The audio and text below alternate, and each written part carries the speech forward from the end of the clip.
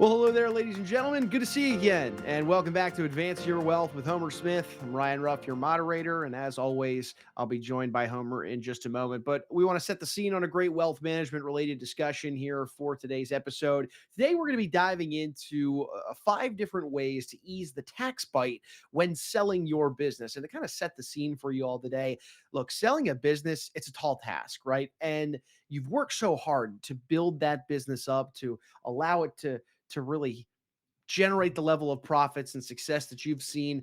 But when you sell a business, there are enormous numbers of considerations at play, not the least of which is making sure that you ease that tax burden when the sale comes about.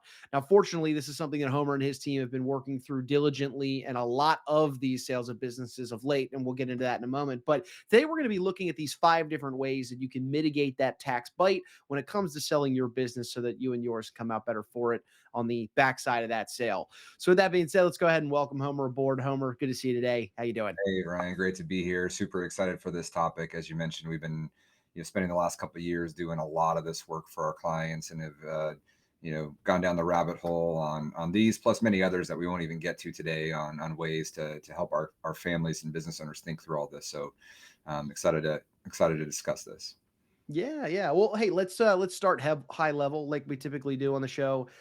Look, tax related issues and questions are, I would imagine, kind of the top of the mind for a lot of entrepreneurs out there. So why don't you set the scene for us? Talk to me about your conversations with business owners when they're approaching this idea of the sale and how it relates to the kind of the tax burden that's going to come into play. Yeah, I appreciate it, Ryan. I think I'd also like to start too, just with a high level thought around what we do at Convergent, in our family office group, around just what we're known for. What we're known for more than anything else is helping our successful families and business owners, navigate life's most complex transitions. And obviously, a sale of a business fits into that. It also could include just before you sell a business, moving from owner operator to owner and taking a step back from the day-to-day operations of that business. It could be, instead of an outside sale, which we're going to focus mostly on today, it could be a transition to the family, the next generation within the family, or it could be a transition to the management team internally. And then finally, what we're going to focus most on is what would an external sale look like, and what are some of the techniques we can do from a tax planning standpoint around that. And then I think another huge one that often gets overlooked in this process is, what do you do with all that wealth once it's in your pocket? You've been managing this business. Many times, most of our clients are founder-led businesses. This has been their baby. They built this thing up 20, 30 years. It's been their identity, and now they're moving away from that. How are they going to live and have a purpose for life after the business?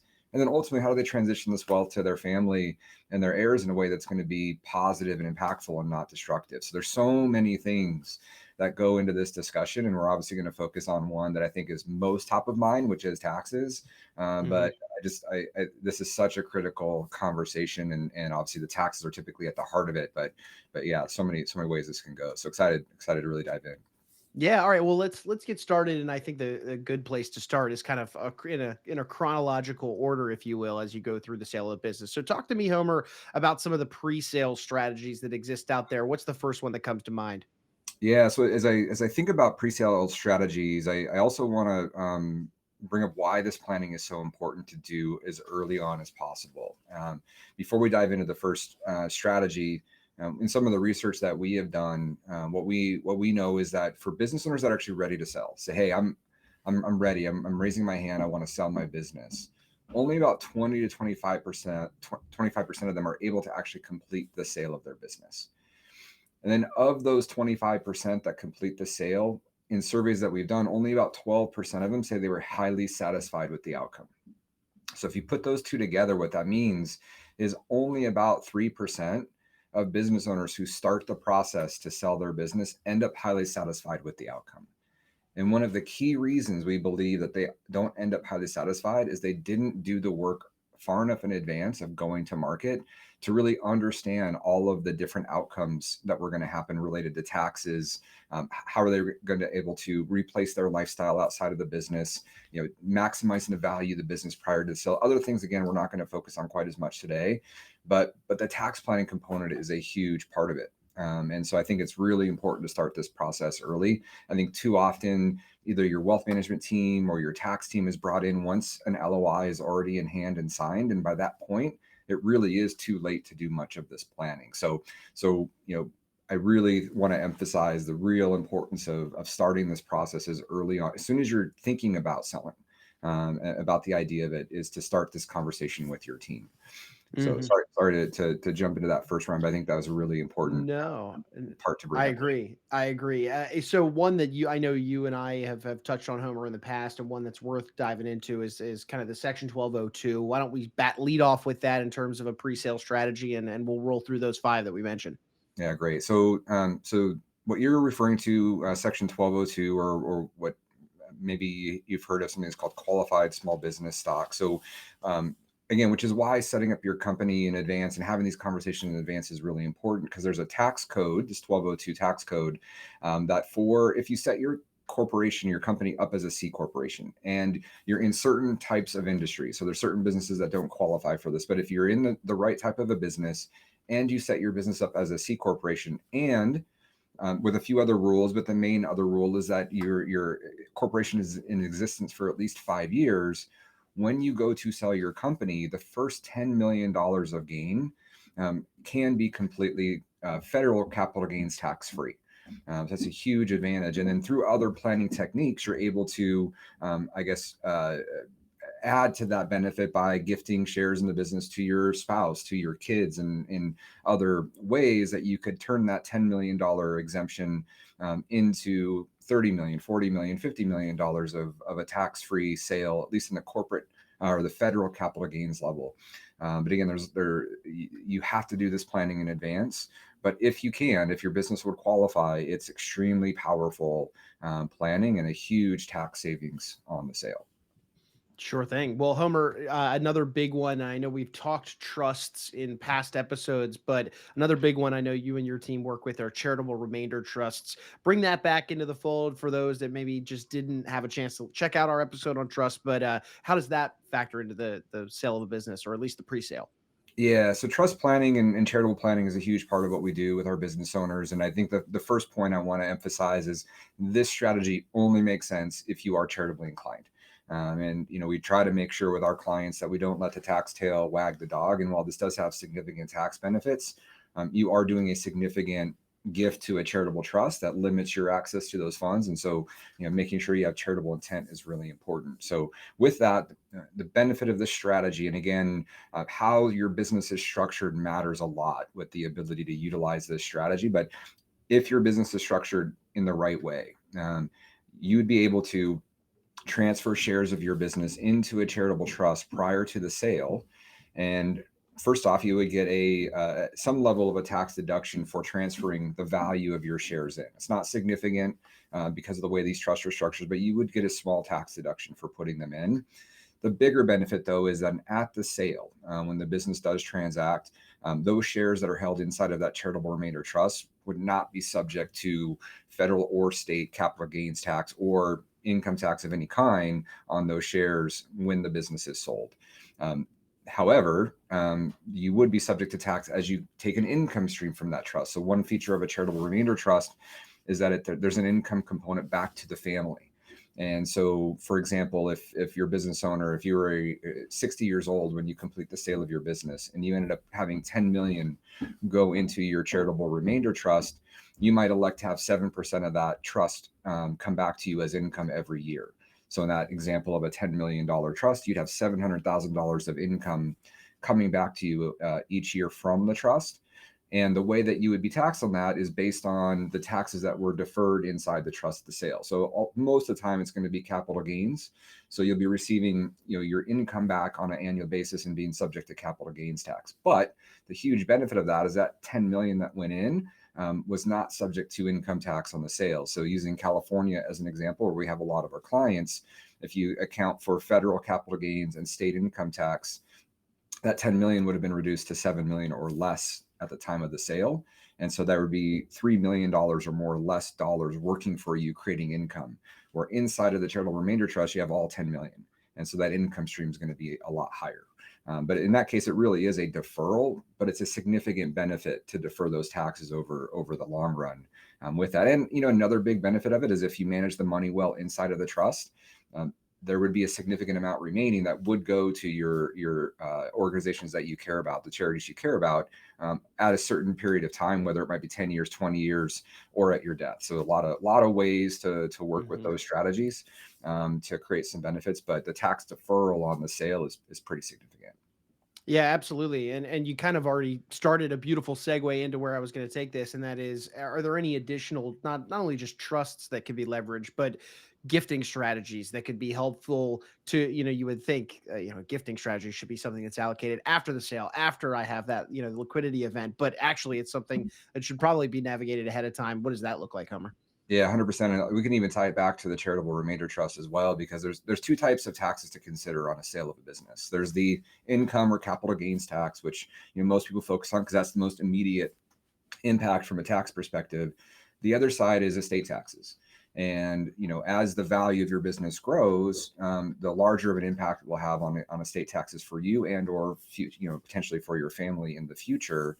So one benefit of the charitable remainder trust, in addition to the deferral of the income taxes on the sale, that 10 million would also be out of your estate and not subject to estate taxes. So huge savings there. But there's other giving strategies that you could do pre-sale that could, at the very least, eliminate the estate tax associated with it. So for your family, for instance, we have a lot of clients that the intent is to pass their wealth on to their kids, and they're also still in a position where their business is growing and it's not reached its maximum value yet where they're ready to sell it, but they plan to get it there.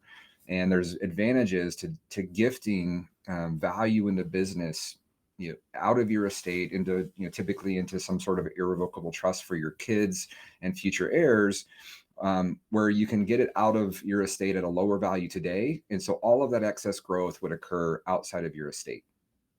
And in addition to that, because businesses are private, privately held, they're not easily marketable. You can often get some pretty significant discounts when you're doing that kind of a strategy, where you can get more than your current lifetime exemption, which is right about 13 million today. You can get more than that $13 million out of your estate due to the nature of the structure of that business. So it can be pretty valuable planning. And depending on, again, the structure of the business, there also could be some income tax benefits to that structuring as well.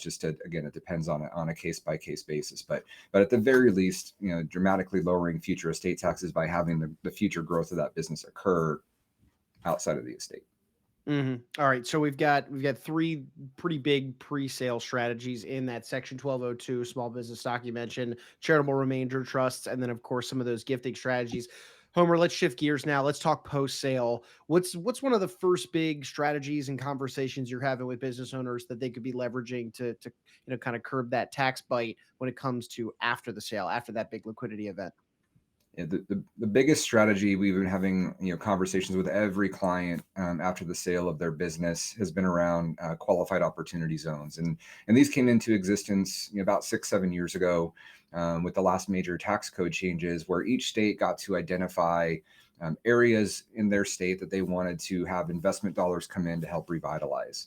And so as part of this federal program, if you were to take assets that have capital gains or gains associated with them in a sale, you could invest those dollars into an opportunity zone and defer the taxes from that on those assets that you move in, or those proceeds that you move in, at least until your 2026 taxes, which means typically wouldn't be paid until April of 2027. And so today we're near the end of 2023, depending on when you're watching this. That's about a 3.5-year deferral of all the taxes that would be due for the assets that go into that structure. So if we think about it from an easy math standpoint, for every $1 million that you would put in there, at the very least, you're likely saving a couple $100,000 in taxes up front, or deferring a couple $100,000 in taxes up front. Typically, they're not recognized at the state level, so it's just a federal tax deferral. But if you're a business that happens to have higher taxed assets, so equipment or buildings that are going to be taxed at a much higher rate, as high as ordinary income, it can be a pretty significant deferral. on the sale to utilize an opportunity zone. The other major benefit, so beyond the deferral at the sale, which is a nice Hmm. benefit, but by itself, probably wouldn't be enough.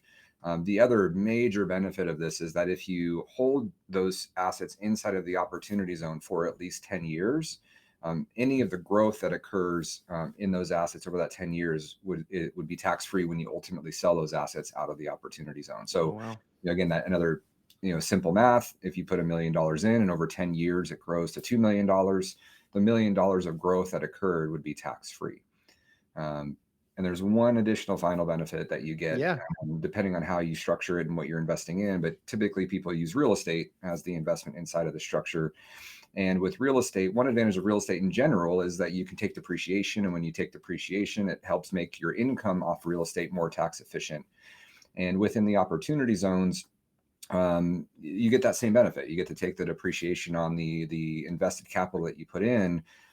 The downside to that structure is that ultimately, when you sell that real estate, you have to recapture that depreciation, unless it's inside of an opportunity zone. So not only do you get the tax-free growth of that asset, but when you sell it, you don't have to recapture the depreciation on the initial capital you invested in. So, three different levels of tax benefits Hmm. inside of the use of an opportunity zone. The one downside is you got to leave it in there for at least 10 years. Hmm. And so if we just happen to be in a real estate cycle where there's not any significant growth in real estate and that capital could have been invested somewhere else, you only really ended up with a deferral on the front end of the taxes for a few years, and then maybe limited your upside because you couldn't go invest in other things. So while I do think there's some pretty significant tax savings, it really does have to align with the goals of Hmm. the seller and make sure that they're comfortable with that length of a hold and inability to access those dollars for pretty much any reason for that 10 years. Yeah, really interesting with the, the different variations that they can lean on with the opportunity zones. Obviously, everybody's strategy and situation is going to be unique to them. So, this is one of those moments where we always recommend somebody have a conversation with their trusted advisor to talk through what solutions make the most sense. But Homer, and kind of switching to our fifth and final big, area and avenue of conversation on these strategies that can kind of mitigate that tax bite when they sell a business. Look, we've had conversations on this show surrounding life insurance, how it's not the hottest topic that everybody wants to talk about, but there's real value that lives inside of life insurance solutions. So, what do you see on the life insurance side of things to kind of round out today's discussion? So Ryan, if I were to ask you, like, if you had a pile of money, whether it came from a sale of a business or inheritance or whatever it might be, and I could say, look, if you could invest a portion of those assets in a structure, like right down the middle of the tax code, but that structure would allow you to never have to pay tax again on the growth of the investments or any of the income off of your investments. But you could have the same flexibility on how you invested those dollars if you're working with an advisor. And not Mhm. only would it be income tax free, but your heirs would not pay any tax on the life insurance associated with it or the assets that would come out of that structure at your death. Is that something that you'd be interested in? Well, there's a lot of benefits you just rattled off there, Homer. So I'd have to say yes. And so this structure, you mentioned life insurance, is it's a strategy called private placement life insurance, and this is effectively a strategy that single family offices, so billionaire families, 30, 40 years ago, looked at the tax code and said, hey, we really like how life insurance provides a lot of tax benefits for the assets that are inside of life insurance. What we don't like is being subject to the very limited amount of investments that the insurance company provides and the level of fees and commissions that are associated with life insurance. So, could we take advantage of this tax code, but structure it in a way that's more beneficial for the long-term growth of the assets, in addition to the life insurance benefits that it provides? And that's where private placement life insurance came from. So, families with, at least 10 million of liquid assets are now able to access this type of a benefit where you have to work with a third party advisor to manage the investments. But if you're already doing that, what this structure allows is for you to have your advisor manage the money the same way they would otherwise effectively, and avoid all of the tax on the growth income of that portfolio. Another big advantage of it, and again, we have a lot of clients in California and other high tax states, is there's a lot of investment structures that we would never even really consider for a resident of a high tax state, just because of the tax nature of that investment itself. And so there's certain really advantageous vehicles that just may not be available or make sense, but inside of the structure, all of a sudden, because of the tax benefits of it, we're able to bring that back in. And the same structure, because it is life insurance, can provide some significant estate tax liquidity as well if you set it up outside the estate. And a lot of liquidity in general. So these wealthy families need that kind of liquidity, and so the life insurance component of it also is very valuable, combined with this ability to structure a portfolio that can eliminate all of the taxes that can come. Again, you have to structure it well. You have to have the right team around you to put this together. This is not something that is off the shelf and is easy to manage. You got to have the right team, but if you have the right team that can put this together for you, when I'm talking to families about all of the ways we might be able to save on taxes on the sale itself and some of the complexities that have to be involved in doing that, sometimes it's like, at the end of the day, it's like, hey, sometimes it's better just to pay the tax on the sale, get your assets free and clear, and then be able to utilize a structure like this where you never have to pay tax again for the rest of your life, on that component of it, right? The portion that goes into that. Sure. So it's a strategy I think that we've seen that's not rarely discussed with families going through these liquidity events, but one that we've had a lot of success with, and that we definitely see clients very interested in, and at least having the conversation around it, around the sale of their business. Well, yeah, I mean, no, there's a lot of value there. Again, interesting conversation should your circumstances kind of align with leveraging that solution. But Homer, as we're kind of bringing our conversation to a head, I think a common thread among this whole conversation of selling your business is that there are numerous considerations at play here. For you and your specific situation, and ultimately conversations on how you want to mitigate that tax bite and how you want to really maximize the value of your life's work. Well, ultimately it comes down to proper planning, and that Yeah. means plannings that should planning process and conversations that should start early. So if you had any one big key takeaway for somebody from today's episode, what would it be? So I think in addition to starting early, which we already discussed previously, building the right team to take you through this process matters a lot. I mentioned earlier that if you add up the only 20-25% of owners who start the process, complete a sale, and then only 12% of that 20-25% is highly satisfied with the outcome, in addition to just maybe being frustrated with the taxes associated with the deal or not getting the full value, is that the team that they put together did not bring the value that they were planning for. And assembling the right deal team that includes the right attorney, the right investment banker or broker, the right wealth management team, the right tax team, all of these components are really critical, that team can work together collaboratively and cohesively for you, as the owner, to make sure you get the outcome that you deserve from this process. And I've seen it both ways. I've been brought in, just to support an owner in the process, and seen that the other components of the deal team were not necessarily looking out for the owner's best interest, and they didn't get the outcome they were hoping for. While at the same time, I've been a part of deals where we were able to assemble the team along with the client well in advance, make sure everybody was on the same page, and got a fantastic outcome for the client. Obviously, having the right deal team doesn't guarantee that kind of result, but I definitely believe that putting the right deal team together, that can be that collaborative, cohesive unit, is going to give you the best chance at getting that outcome that you want. Well said, Homer. Well, for anybody out there, Homer, that hears this conversation surrounding selling a business, and should they find themselves in that position and could, benefit from a second opinion or just opening up a conversation with you and your team, what would be the best way they could start that dialogue? I would definitely encourage you to reach out, visit our website, reach out and have an introductory call with me. Again, this is what we specialize in. This is what we basically spend all day, every day doing, is working with families and business owners thinking about or going through a transaction, and how to then manage the other side of it. And so we've seen, pretty much about everything that you can see when it comes to these types of deals. And so would happy to, again, at any point, second opinion, a second pair of eyes on what you're thinking, and happy to give you some thoughts on what we would suggest you do from there.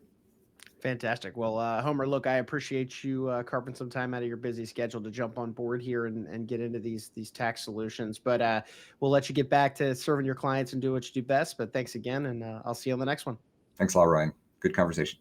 Yeah, of course, of course. And hey, folks, as we always do on this show, we're going to take a final moment and thank you all for stopping by and spending some time with us. If you took something away from today's discussion on mitigating that tax bite when selling your business and you learned a thing or two, well, make sure you go ahead and subscribe to the show on whichever platform you checked us out on today so that you don't miss out on future conversations like these.